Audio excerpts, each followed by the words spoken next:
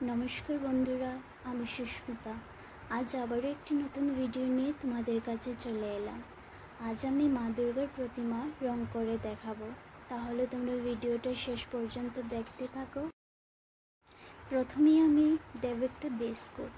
সাধারণত সাদা রং ব্যবহার করা হয় যাতে উপরের সব রং উজ্জ্বল দেখায়, আর তার জন্য আমি সাদা ফেব্রিক ব্যবহার করেছি।